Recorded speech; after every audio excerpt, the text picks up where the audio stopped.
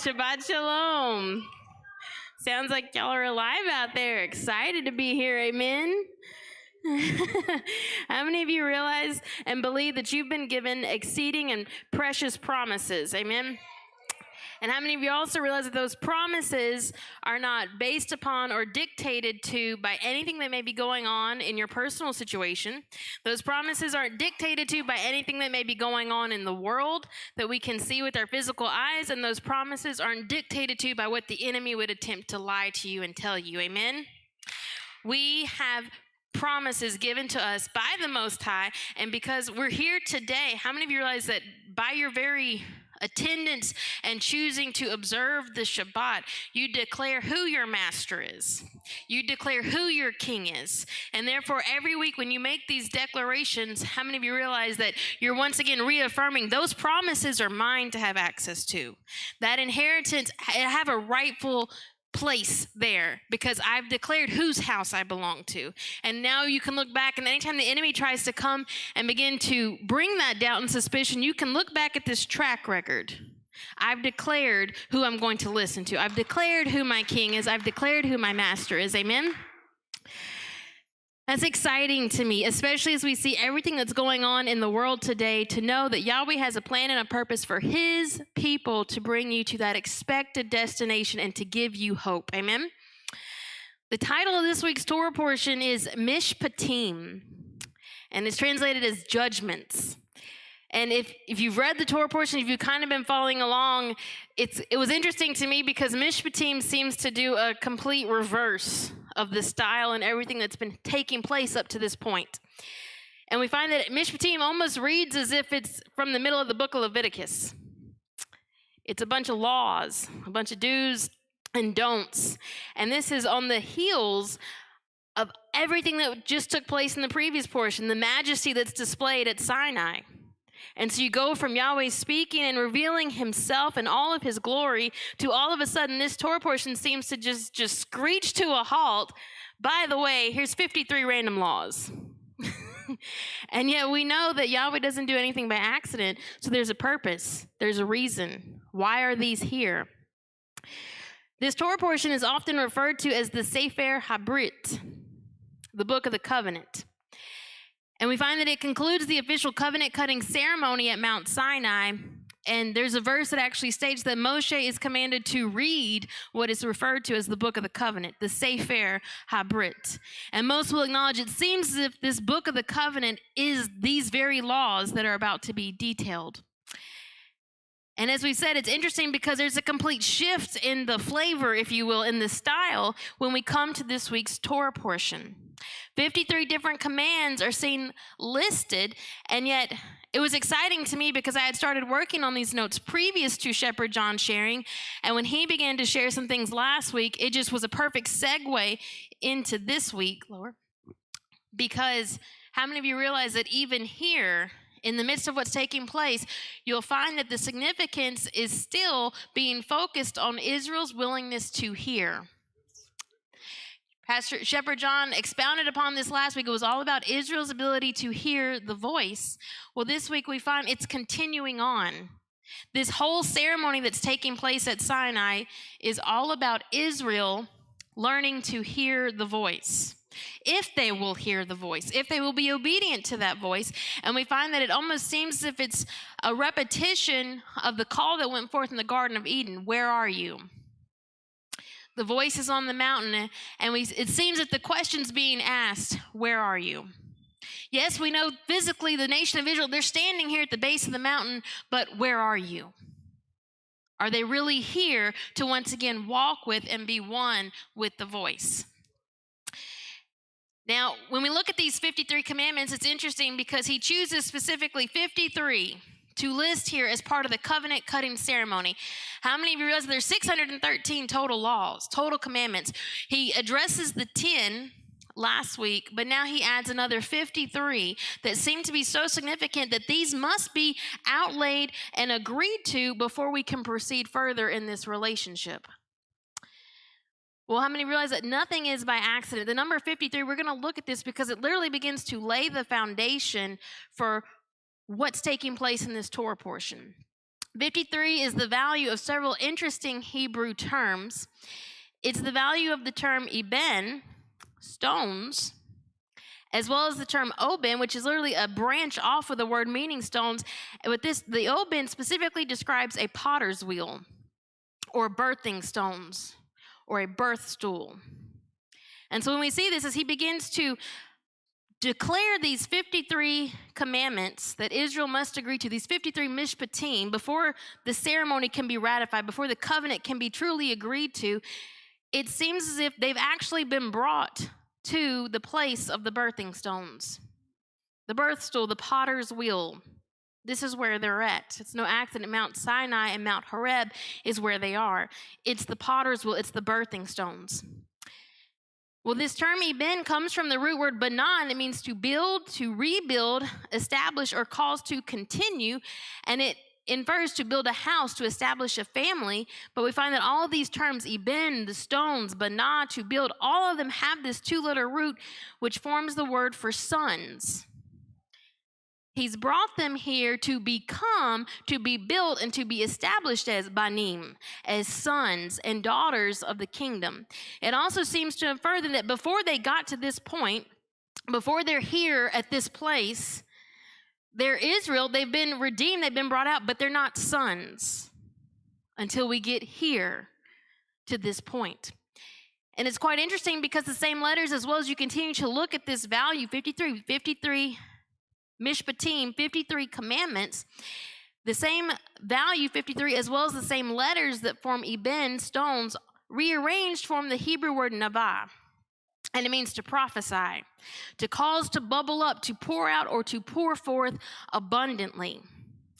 And so when we see this, we have to ask the question, could these Mishpatim spoken to Israel actually be designed to prophesy over the living stones that have been gathered? They've been brought here, these stones, to be built up, to be established, to be transformed. Literally, these stones have been gathered at the mountain to be born again. Do you realize that when the Mashiach makes these statements, this was something he's referring back to what was the intention all along with Israel. They were brought to Sinai to be born again. They were brought to the place of the birthing stones, to be shaped, to be formed by the potter, in order so that at this point forward, now they would be seen as sons and daughters. Now they would be seen as capable of accessing an inheritance that the Father had for them in the land. Without this experience, they cannot enter the land. Without this experience, they cannot be classified or seen walking in the authority of sons and daughters. And so it seems as these words that are going forth, it's literally a prophetic word that's being spoken over them that has the potential to change the course of their very destiny and who they are. How many realize this is still the purpose of the words of the Torah? If we ever remove that and it just becomes words upon a page, it just becomes this rote religious exercise that we do. How many realize that we've completely removed ourselves from the very intention of Yahweh in giving us the Torah? It should be a prophetic word spoken into your life that has the potential to change you and transform you every time you hear it, every time you have that encounter with it. Amen? So it seems as we look at this, if Israel is unable to hear these words, because how many realize that the Messiah spends a lot of time talking about those that have ears to hear, let them hear. Well, we understand that physically everyone has ears, but it seems that the Messiah seems to point out a very particular problem with most people. They have physical ears, but they don't hear. They don't listen. And so we find that as Israel is brought here, it seems to be emphasizing the point, Israel, you must listen to these words that are about to be prophetically spoken over you, because if you don't listen to the words, if you have ears but you do not hear, then you will not be established, transformed. You literally won't be born again. You remain in a dead state. And it seems that it's only by being placed upon the birthing stones will they live again. And how many realize this actually becomes a prophetic shadow picture of what's happening right now, because he's gathering the exiles again. You're being called from the four corners of the earth, and there's a prophetic word of the Torah that's going forth, but depending on how we hear, depending on if we choose to hear, determines whether we remain dead and lifeless or whether we live again. It's only by hearing the words, by coming to the place of the potter's wheel, will Israel live again. Can these bones live again? It's the same shadow picture I believe that Ezekiel sees. What is standing here at the foot of Mount Sinai is a valley of dry bones. They've been dead and lifeless in Egypt. There's no life in them, but they've been brought here to Nevah to be prophesied over to live again, but they must have ears to hear. Amen? But this begs a closer look to what's taking place on these stones. What happens on the birthing stones? What happens on the potter's wheel? What would prevent Israel from hearing? Because it seems as if right now, well, of course we want to hear. Yes, let's hear. Of course I want to live. Of course I want to be a son or a daughter. And as we continue to look at this, we find that there's some forming, some shaping, some friction, some rubbing the wrong way, so to speak, that takes place on the potter's wheel. Now, when we look closer at the Hebrew term for prophecy or to prophesy, Nevah, which is what's taking place here, it's interesting because the nun beit root stem indicates the seed within or inside. Nun is the seed, beit literally means within. In other words, as Israel hears these words spoken or prophesied over them, these words that are going forth are going to cause the seed that's within their hearts to now come forth and be revealed. In other words, these words will reveal and expose the heart of Israel.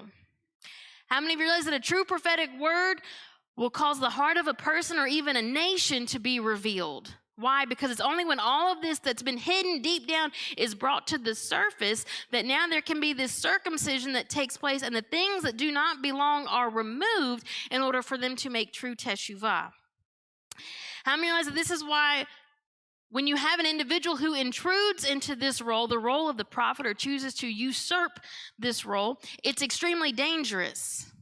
Why? Because those words also, they're seed. Whether they're from Yahweh or not, whether it's a false prophetic word or not, it's still seed. And it causes something to be brought forth, but it's with disastrous results, and it's not with restoration. And so we find that this is something quite needful. Israel's gathered here to receive this prophetic word, and as these words go forth, it's actually going to cause the heart of Israel to literally be revealed and opened up and laid before the Creator. Why? Israel has just exited Egypt. In order to be truly free of Egypt, any remnants of a seed within must be dealt with. How many realize that if they leave the obit, if they leave the potter's wheel, if they leave the birthing stones, having not allowed Yahweh to do the work of the potter of removing these things that don't belong, if the corruption of Egypt is able to still be housed within them, then when they leave this potter's wheel and they live again, so does Egypt. Egypt lives again as well. It finds new life in them. They literally become a GMO unholy mixture. Because whatever is within is now breathed life into it. And so now you can understand why sometimes throughout our own experiences and throughout when Yeshua is speaking to the people and here Yahweh speaking to Israel, why there could be a tendency to not hear. Because in order to hear, I have to undergo this process where I will allow him to remove anything that is not of him. And it can be painful, and it can be this excavation that takes place within the spirit man. And yet this is necessary to become sons and daughters. In fact, this same root stem, this nun beit root stem, can indicate to hollow out or to bore out. It would seem then that there's a great significance being placed on removing or literally emptying out Israel, emptying out the remnants of Egypt. We have to ask, well, what's the danger if they don't? Well, remember, this sets a precedent and a pattern for our own exodus. What happens if we come out of Babylon, yet we don't deal with the remnants that are left within our own spirit, in our own minds, things that have shaped us, things that we've been involved in, that at the time it doesn't seem significant, but now as we're on the potter's wheel and that breath is about to be breathed on us, what is it that we're about to give life to? What is it that's about to live again? We give life to it again, and we find that if there's anything that is contrary to the word of Yahweh, then we've just birthed a generational curse. we give life to the very things that will eventually enslave us again.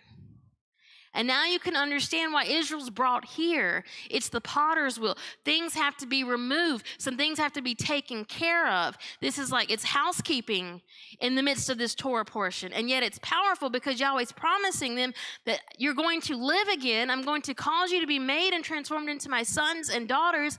But this process is necessary. There must be this emptying out of Israel. And it seems then as Israel stands here, it's a separation of the seed lines again. How many realize that this is what Yahweh is in the business of from the very beginning? He is consistently separating and making sure that this doesn't get contaminated.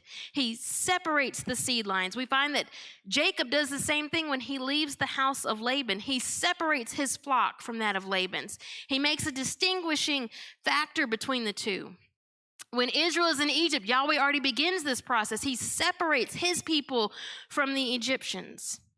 And yet now we find that he separated them in this manner, but now here, as they stand at Sinai, now he must go and do the inward work. He must separate, once again, Egypt from Israel within the very heart of Israel. It's as if he's repairing and restoring the DNA of Israel. On the very molecular level of what makes them who they are, he's repairing and restoring. Now that's a very powerful concept, because how many realize that we currently live in days where not only spiritually can you be contaminated and disruptive in your mind and in your spirit, but now physically you can be assaulted as well.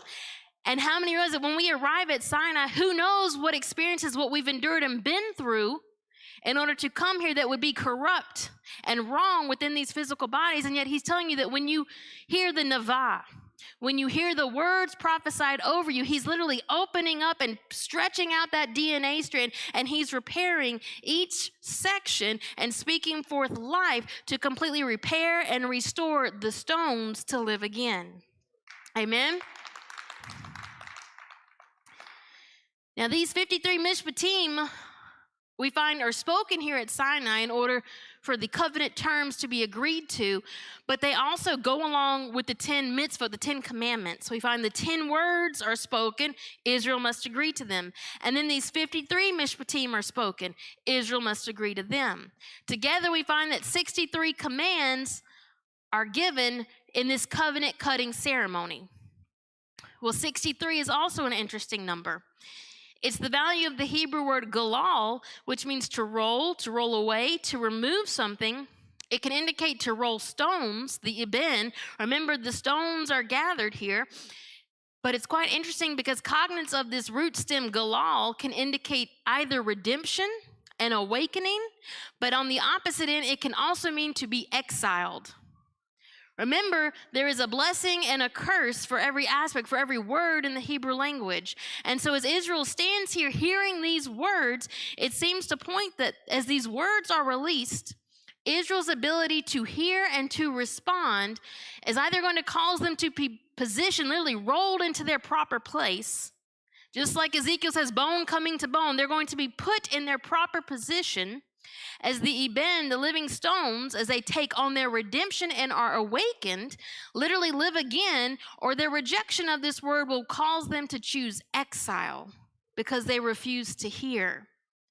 And so we find that as Israel stands here hearing these words were strategic. They were picked specifically, 63 commands for Israel to agree to, giving the indication that by their rejection, they choose exile again. By their agreement, they live. They no longer are dead. They live again.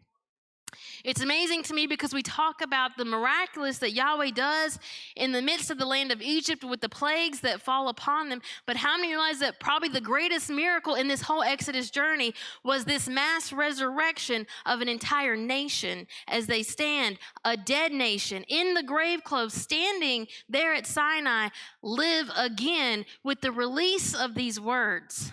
Amen. How many realize that the same scenario is taking place now in our days? You're once again, the exiles are being gathered. The stones are being rolled into place. And we find that the word of Yahweh is being released to prophesy over these stones. And we find that the way the people respond will determine and seal them either for exile or for redemption. You will be marked for one or the other. And we find that those that are marked for redemption, no matter what's going to be taking place in the world, as the judgments of Yahweh are poured out, they're sealed, they're marked. That one is marked for redemption. That one will live again. Amen? We find that it seems that this could be a reason why there's such a push nowadays to compromise the very physical DNA of man. Why? The enemy is doing everything he can to prevent the sons and daughters from being born. And we find that it seems that this is why there's such an emphasis on your ability to hear. It's so important that you hear, because the words that you hear, if it's the word of Yahweh, it has the ability to restore and repair you. Hence the greatest command, Shema Israel, hear, understand who your Elohim is. Why? Because this is what's going to cause you to be restored, repaired, and live again. Now, as we look at this in Exodus chapter 21, verse 1, is the start of this Torah portion. And as we said, it's 53 commandments, 2 chapters worth of commandments that seem to cover tons of different aspects. And it's quite interesting because when we read this, we'll read the opening verse. It says, "Now these are the judgments which thou shalt set before them." Well, the word judgments is where we get the title Mishpatim. It's from the singular Mishpat, Strong's number 4941, and it's translated as meaning judgment, justice, ordinance, an act of deciding a case, a lawful decision. So when we see these judgments, not only is it commandments being set before them, but this word as well infers a lawful decision is being made. In other words, Israel at this moment is being weighed in the balance. There's a court case taking place. And we find that Israel's response to the Mishpatim seems as if it's going to bring about a lawful decision, a decision that will stand and cannot be contested regarding their status as sons and daughters. How many realize the same thing is taking place now as the exiles are gathered? How can you prove that you're a son and a daughter? Well, we find that Yahweh is going to bring us to a place where there will be a decision made that will not be allowed to be questioned regarding your status as his son or his daughter. Amen? Now, as we look at this, the first set of Mishpatim seem to cause somewhat of a conundrum. Because with this type of foundation that seems to be being laid, how significant these are, because remember, these commandments are being spoken from Mount Sinai by the voice of Yahweh. This is the covenant-cutting ceremony. He has chosen 53 specific commands for Israel to agree to. And yet, instead of laws regarding holiness, or something easily seen as dealing with our relationship with the Creator, if you've read it, you know it immediately goes into laws regarding servanthood or slavery. And it almost makes you, once again, the brakes come to a screeching halt. What does this have to do with our status as sons and daughters? What does this have to do with these stones living again? We just came out of slavery. We just came out of bondage. Why is this the focus? And it's quite interesting because, as we've said, Israel has just been set free from bondage. It was called avodah. It's the same root as this word used here regarding a servant, a Hebrew servant that would be sold and then set free, an eved. And we find that Israel, in theory, they're free, right? They've been set free from Egypt. They're here at the mountain. They're free. Why is the focus on commandments regarding slavery or servants?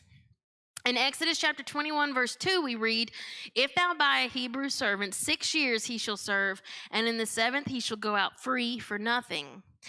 But in 5 and 6, we find that sometimes there's a situation where that servant will choose to stay. "And if the servant shall plainly say, I love my master, my wife, and my children, I will not go out free.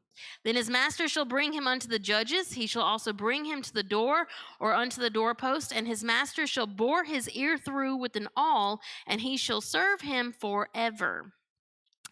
Well, let's look at this word for servant.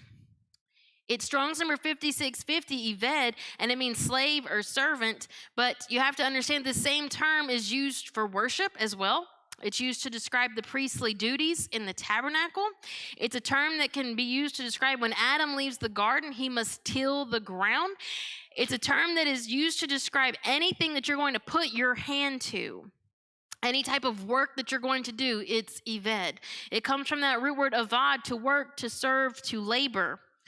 But it's quite interesting because when you break apart this term Eved, it's spelled ayin beit dalet. The ayin beit root forms a two-letter root in Hebrew, Strong's number 5646. It's an architectural term referring to the plank or beam that forms a threshold. This root is connected to the letter dalet, which means a door. So when you see this term avad, the literal Hebrew pictographic language reveals that it's dealing with the threshold of a doorway. And we understand that to cross the threshold indicates a covenant has been cut. Now remember, Israel was Eved. They were slaves in Egypt as well. And so it seems to indicate that in that servanthood, in that slavery in Egypt, a threshold was crossed in order for them to be placed into bondage. Now, as we look at this, it seems that these introductory Mishpatim then have a deeper meaning hidden within. Something's taking place here. There's a reason he chooses to address this specifically first. We find that not only are these instructions that would structure the society of Israel, ensuring that they never became a nation steeped in bondage. How many of you realize that should be a key indicator that all the nations of the world, including the nation of the free, is a nation steeped in bondage? But Israel, the people of Yahweh, were not to be a nation steeped in bondage. But we find also it reveals not only more aspects of the covenant being offered to them now, but it also seems to be pointing towards something that they've been redeemed from. So we have to ask the question, how? Well, we understand that Israel's been brought here to Sinai in order to enter into a covenant. This is the Sefer HaBrit. This is literally the book of the covenant. It's the covenant cutting ceremony. And it's by crossing the threshold that they enter into this threshold covenant with the King of all creation. And how many realize that in ancient traditions that when you would cross the threshold into a home, you've now become part of the family? In other words, if Israel chooses to step across this threshold, they're becoming sons and daughters when they enter into this covenant with Yahweh. And yet it seems as if it's reminding them they've just exited, though, a house. They've just come out of the house of another, Pharaoh, having served, having avad, having crossed a threshold with him as well. And it's interesting because the term avad can even mean worshipped, having looked to him as their source, having looked to Pharaoh as the one that was their sustainer. And we find they've arrived at Mount Sinai, which is literally the place of the threshold, coinciding with Shavuot. It's interesting because Shavuot is 7 weeks from celebrating and being freed upon Passover. And it seems that now as they approach this threshold, before they are welcomed across, Yahweh begins to point out some very strategic and specific things. Some choices must be made, and they must have a clear understanding before they cross this threshold, before they enter into his house. Now, it's quite interesting because this number 7, remember, it's been 7 weeks since they've been set free, and now they have arrived at Sinai, that the season of the slaves or servants being released also revolves around the number 7. For 6 years they serve, but the 7th year is when they go free. And we find this 7-week season of counting the Omer to Shavuot is a pattern as well of the 7th year sabbatical, which also dealt with a releasing of slaves and debts, the Shemitah year. And it also seems to be pictured in the weekly Shabbat, a day of release. Once again, you have these patterns continuously. 6, you serve. 6, you work. But the 7th, there's something about being set free. There's something about being released. And here we find that Israel has arrived in the 7th week. It's the time of their freedom. It's the time to be released, to be set free. So we have to ask the question, could it be that it was not about Israel physically exiting Egypt that would set them free, but the decision they make right here in this moment when presented with this covenant, now is when they will be declared free? Will they allow Egypt to be removed from them? In Romans chapter 7, verse 23, the Apostle Paul describes it this way, that there's a war in my members. And it seems as if as Israel stands here, that's what's taking place. Just as Rivkah with Esau and Jacob in the womb, there's two opposing seeds. There's two opposing thoughts, two opposing mindsets within the heart of Israel. There's a war in their members. Will they allow the sword of the word of Yahweh to literally dissect and remove on every level anything that stands contrary to that word in order to now cross this threshold and live again as sons and daughters? We find the Mishpatim focused on here reveal that the servant can choose to stay with their master forever. And so often we look at the bondservant in the aspect of being a bondservant to Christ or Messiah, to be a bondservant in the house of Yahweh, to serve him forever. But remember, the whole basis of what's taking place here is that Israel is free. They're sons and daughters.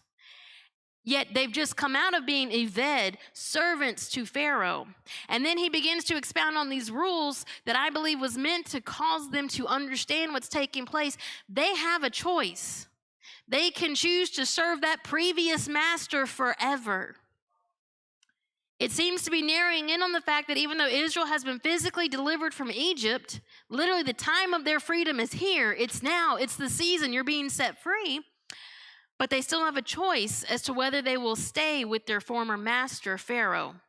Yes, they may have been physically removed, but the mind and the heart is what Yahweh's focusing on. Will this heart, will this mind of Israel choose to serve Pharaoh forever? Hence the reason Israel's removed, so it seems as if this could be part of the reason that there's such a severity associated with dishonoring the Shabbat and the Shemitah sabbatical years. Why? Because it's the pattern. It's the rehearsal. When you keep Sabbath, when you keep the Shemitah, you're constantly declaring that you are set free. You're a son and a daughter. You're choosing to be set free and released from these things. Why? Because Israel's not a nation of bondage. Israel is sons and daughters. And yet when we choose to dishonor the Sabbath, it's as if you're declaring, I don't want to be set free. This is my master forever. Whether we understand it or not, this is why the Mishpatim were so specific and laid out right here. Before Israel could ever go further or understand this covenant relationship, they had to understand this principle. You will declare who your master is, and that will be your master forever. Amen? So we find that when we dishonor these divine appointments, it's as if we're voicing our desire to stay with another master forever, rejecting the role of free sons and daughters offered to us by Yahweh. Hence the reason Israel's removed from the land. They're removed from the inheritance. Why? The inheritance is reserved for sons and daughters, and they're sent into exile. Why? Because they dishonored the Shemitah. They dishonored the Shabbat. 2 Chronicles 36:21 says, to fulfill the word of Yahweh by the mouth of Jeremiah until the land had enjoyed her Sabbaths. For as long as she lay desolate, she kept Sabbath to fulfill 70 years. It's so significant to Yahweh that this would be something instituted in the land, that when Israel rejected this, they're removed. Why? Because you just declared, I have another master. If you have a slave mentality, if you have another master other than the king of all creation, then the inheritance for his sons and daughters is not for you. So Israel's removed until they can once again be gathered together again to be spoken over to, and once again have this opportunity to cross over into this. Now we find that a physical mark was given regarding one who would choose to stay with their master. We're told here in Exodus 21 that they would bore his ear through with an awl. The word awl in Hebrew, it's Strong's number 4836, martseah, and it means an awl, a boring instrument, as in to bore a hole into the ear. But it's interesting because the numerical value of martseah equals 400. 400 is the value of the Hebrew letter tav. It's a mark, a sign, or a seal, but it also represents covenant. When that ear had that all put through it, it was a covenant cutting ceremony. They had made a pact, a covenant to their new master. They were marked, they were signed, they were sealed. Their ear, their hearing marked who their master was. How many realize now we can understand when he brings them to the mountain and they must be hollowed out? All of the seed, all of the words, everything that has shaped and formed Israel while in Egypt up to this point must be removed. Why? Because the word and the seed that they have heard is an indicator, it marks, it seals them of who their master is. And so we find that he empties them out. They're literally emptied out of everything that would have been in here to be filled with the word of Yahweh. We find the words that had shaped and formed them while in Egypt must be removed. And it's quite interesting because we understand now words, sound, it's frequency. Frequency has the ability to literally shape your DNA and to affect your mind.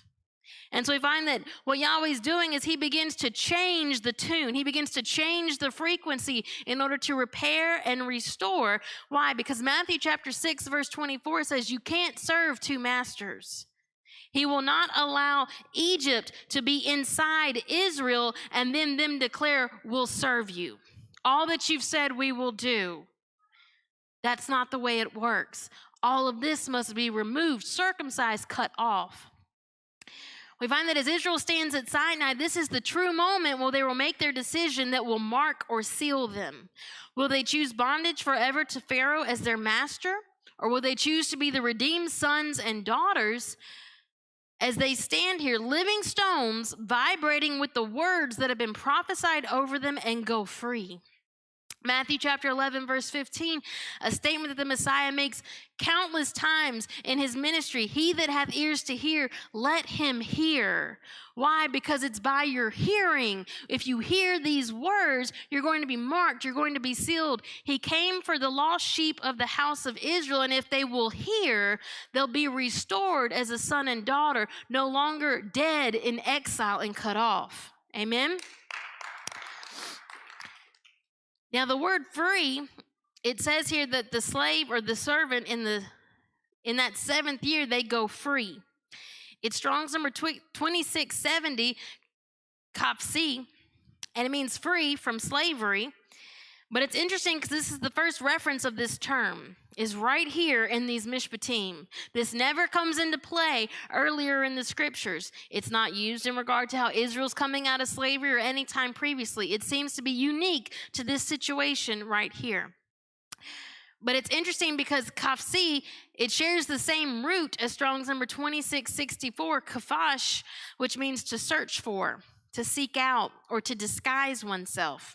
And it seems to emphasize once again that to be free, there's a searching out that must take place. Even though Israel is physically set free, until their heart and their mind, literally their spirit, is searched by Yahweh, and anything that is contrary is removed, then they're not truly free. There's these hooks within them that will consistently and continually pull them back to their former master. Well, let's look at this term kafash, to search for, to seek out. It's interesting because the first use of kafash, to search, is seen in Genesis chapter 31, verse 35. It says, and she said to her father, let it not displease my Lord that I cannot rise up before thee, for the custom of women is upon me. And he searched kafash, but found not the images. It has to do when Jacob is making his exodus from the house of Laban. And we find a precedent is set. The house of Israel has a tendency to try to bring the house of Laban, Egypt, Babylon with them. They'll leave the physical place, but they bring remnants with them. Rachel brings the house gods of Laban. Laban is searching for the idols that have been stolen when Jacob makes his exodus from the house of brick making. It's no accident that Laban comes from the root Lavan, meaning to make bricks. Israel's leaving the house of brick making, and yet they also seem to have potentially brought some images, some idols with them as well, following in the footsteps of their mother Rachel. Could it be that Israel's freedom is hinging upon their willingness to allow the idols that have been disguised, hidden within themselves, taking root within their own hearts and minds, that these must be discovered and removed? They have to be removed from the camp. This can't be allowed inside. Leave that which belongs to Egypt and Laban where it belongs. Don't take it with you. Now, it's no accident that these images, they were called teraphim here. Laban is searching for the teraphim. They're closely associated with the ability to speak. Within rabbinical literature, as well as in Zechariah, we see a verse where it talks about these teraphim speaking. How many knows that as long as Israel listens to the words of the teraphim, they are their master? There's another one that's speaking, planting seed, speaking a prophetical word over them. And so we find this is what Yahweh's addressing. These must be removed. It's interesting because teraphim comes from the root stem rapha, Strong's number 7495, and it means to heal or to sew together, to mend, to restore something to its intended state. Yet this same root can also infer the dead ones, shades. We see it in the title Rephaim, which were a race of Nephilim or a race of giants. And so these teraphim, these images, these idols, how many is there more than just this little cute statue that Rachel chooses to take from Laban? They're more than these little statues that Israel potentially is taking from Egypt. There's a power behind these images that's speaking into them, and it's affecting the very mind and DNA of Israel that would cause them to be contaminated. It will weave together. It will sow and interweave life and death, the seed of theirs with that of the living man, and it starts when Israel is listening to their words. How many realize that it takes you allowing these words to take root that enables these dead ones to live again? You literally become a vessel, a threshold that they're allowed to live through again. Today we find this is now manifested where there's a physical assault on your DNA dealing with, I believe, this very thing, the DNA of the Rapha, the DNA of the dead ones. And we find that those who accept it, they literally give life to that. And we find that Yahweh is addressing this here with Israel. Don't allow these things to come and be carried in with you and give life to that. They must be removed, and you must be one that will only hear the word that Yahweh is speaking forth. Amen? Is it any wonder that one of the first characteristics or attributes that Yahweh reveals himself as upon the Exodus journey is in the role of Yahweh Rapha? It's the same root stem that's seen in this word teraphim. He says, I'm Yahweh Ropheka, I'm Yahweh your healer. And it seems as if it stands in stark contrast to these idols, these images that Israel has a tendency to try to take along with them. They're the counterfeit. Not these. He declares that he's Yahweh Rapha, he's Yahweh your healer at the bitter waters of Merah, not these dead ones who would attempt to speak into your life. In Exodus chapter 15, verse 26, it says, and said, if thou wilt diligently hearken to the voice of Yahweh thy God, and wilt do that which is right in his sight, and wilt give ear to his commandments, and keep all his statutes, I will put none of these diseases upon you, which I have brought upon the Egyptians, for I am Yahweh Ropheka, I am the Lord that healeth thee. Notice that in that verse, once again, the focus is if you will hearken, if you will give ear. The focus is on who you listen to, who you give ear to. If you will listen to Yahweh Ropheka, then none of the diseases that will come upon Egypt will come nigh your dwelling place. It seems to indicate that the diseases of Egypt are directly connected to listening to someone else. They're directly connected to listening to the voices of these Rapha, these teraphim, these dead ones. And the fruit of allowing that seed to be planted is literally the diseases of Egypt become manifest. And yet he tells them right there at the bitter waters of Merah, if you give ear to Yahweh Rapha, if you listen to me, these things will not come nigh you. Your hearing has the potential to cause a hedge of protection to be established around you and your household in the midst of the greatest devastation the world has ever heard, because if you'll give ear, then I will put none of that upon you. Amen? It's interesting because the numerical value of the Hebrew word free here, that this slave goes free, it's kafsi. It has a numerical value of 398, and it's the same value as the Hebrew word kamusim, Strong's number 2571, translated as harnessed, in battle array. It describes how Israel exits from Egypt in Exodus chapter 13, verse 18. They are brought out harnessed. In other words, they're brought out in order to be free. The whole reason he brings them out is that it's the time of their freedom, the time of their being set free, yet the choice is theirs. Will they go free from their former master? We find here in this Torah portion that Israel's response to all of the covenant terms is found in Exodus chapter 24, verse 7. This is what they respond. It says, and he took the book of the covenant and read it in the audience of the people, and they said, all that Yahweh hath said we will do and be obedient. Shepherd John touched on this last week, na'aseh v'nishma. We will do and be obedient. Literally, we will do and we will shema. We will do and we will hear. We will lend our ear. However, with the advantage of hindsight, when we look back, we understand that the generation that makes this statement actually does far from that. They do the direct opposite. They say with their mouth, all that you've said we will do and we will hear, but with their very actions, Moses can't even get away for 40 days before we see the true heart intent of this generation. They do the direct opposite. And yet we find this proclamation, na'aseh v'nishma, seems to echo and reverberate till this day as the answer that Yahweh is seeking and listening for in order for the exiles today to live again. It seems as if he's asking and he's seeking, where are you? And he's waiting for the collective group of those that have been exiled to respond, na'aseh v'nishma. All that you've said, we will do and we will hear you. We will be obedient. We will answer your voice. Na'aseh v'nishma has a numerical value of 891. It's the same value as the Hebrew phrase, Yitziat Mitzrayim, Exodus from Egypt. Israel physically exits Egypt. They've went on a journey for 7 weeks and now additional days as they stand at Mount Sinai.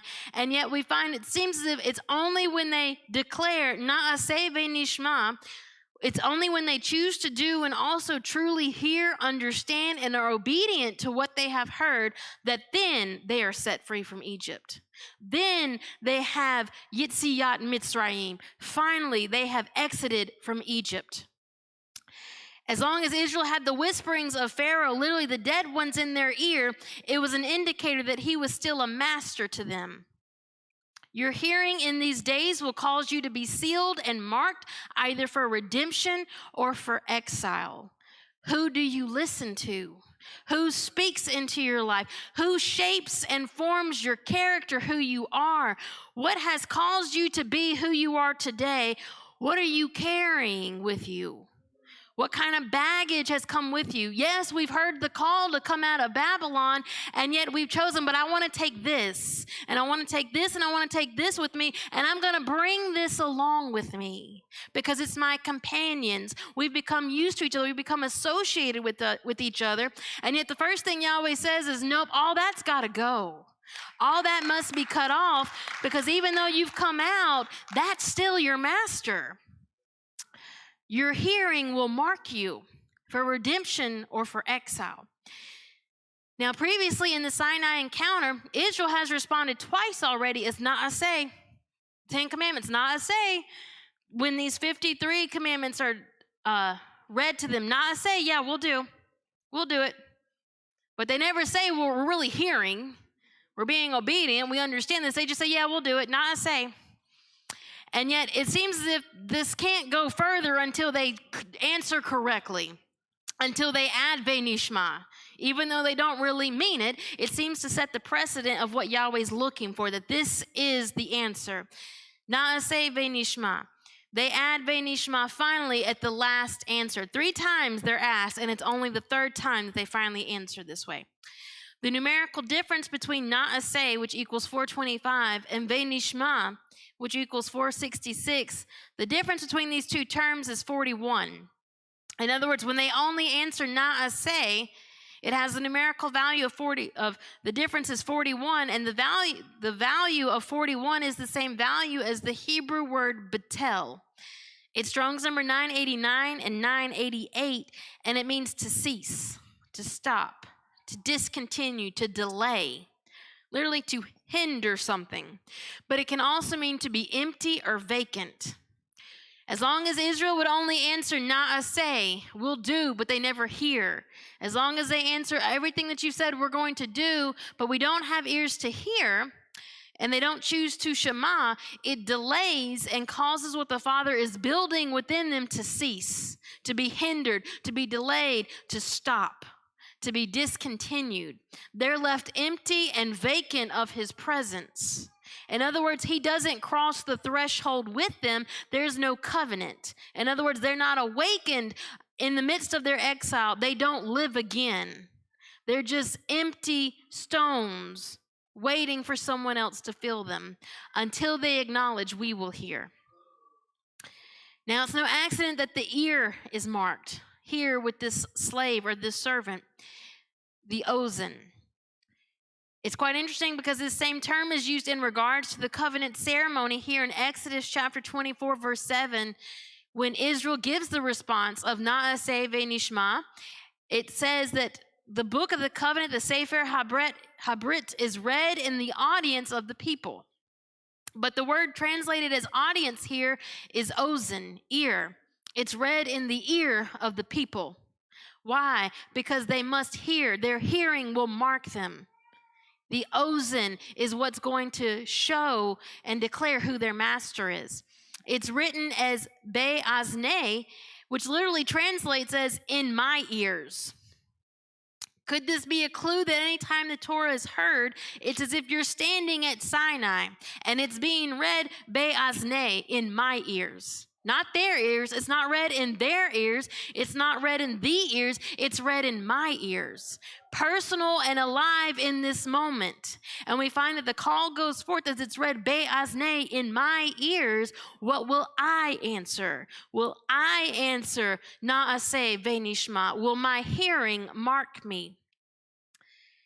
Now, as we continue to look at this parsha title, Mishpatim, in the Hebrew, it's actually written as Ha-Mishpatim, the judgments. These are the judgments that you set before them. Well, Ha-Mishpatim has a numerical value of 484, and it's the same value as the phrase U-Mecholot, and the dancing. Seen in Exodus chapter 32, verse 19, and it came to pass as soon as he came nigh unto the camp that he saw the calf and the dancing. Remember, Israel responds, all that you've said, we'll do, we'll hear. Moses goes up on the mountain for 40 days, and he comes back, and he sees the calf and the dancing. And it seems to stand in direct contrast. Instead of taking on the Ha-Mishpatim, instead of taking on these judgments, literally becoming a vessel that would carry these words within them, he now sees them dancing around a golden calf. And it's quite interesting, with all the gold that Israel plundered from Egypt, so much so that they build the entire tabernacle structure and all the vessels, so much so they have so much wealth from Egypt that Moshe has to tell them to stop. Don't bring any more. We have more than enough. What gold did they use to build the golden calf? They used their earrings. The golden earrings are broken from the ears of the Israelites to build the calf.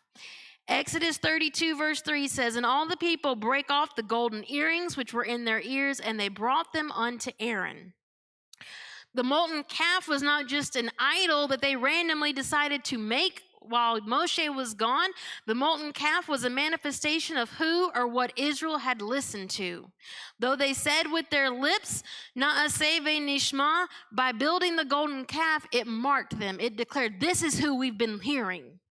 This is who we've been listening to.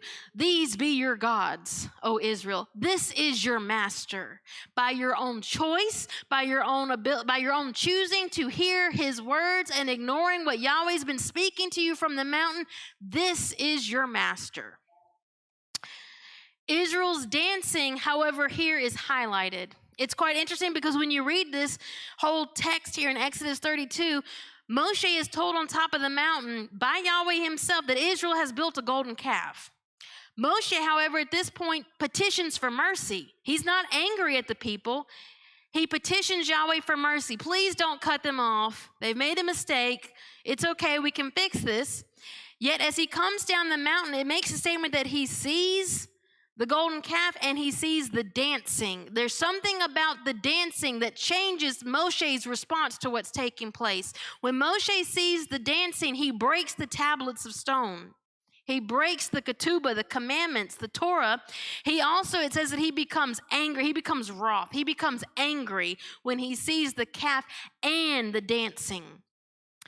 The dancing most likely pointed towards a fertility ritual that Israel is now engaged in around their master, around their God. And it's quite interesting because Mekola, the root word of dancing, is written with the exact same letters as Machale, Strong's number 4245, which is first seen referring to the diseases of Egypt in Exodus 15 at Merah. When he comes down the mountain, he's already heard about the calf, and he's like, we can fix this. But when he sees the dancing, he realizes this has went a lot further than I realized.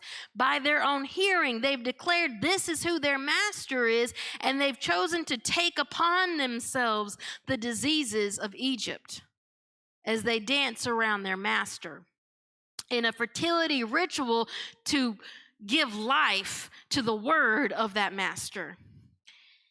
Israel's choice was made quite clear.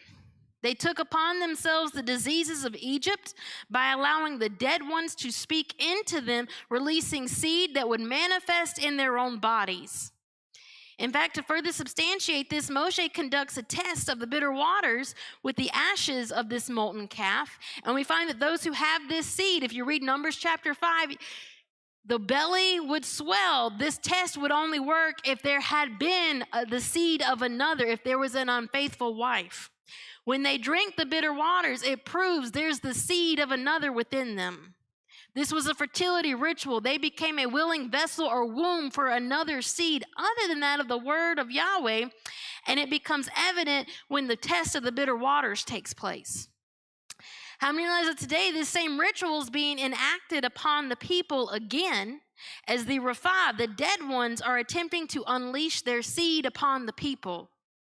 But in the coming days, there's once again going to be a test of the bitter waters, and depending on whose seed you have housed within you, as you're standing at the mountain and it's being revealed, it's going to determine whether you're a son and a daughter or whether you have chosen exile again.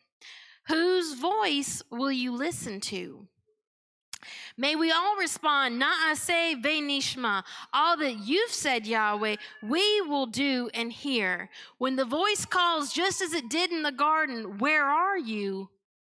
The answer should be that. Na'aseh ve'nishma. I hear you. All that you've said, I will do. I will be obedient. I'm willing to come and stand upon the birthing stones in order for you to navah, to speak a prophetic word in my life that has the ability to change, transform, and remove anything that would keep me hindered from being who you've called me to be.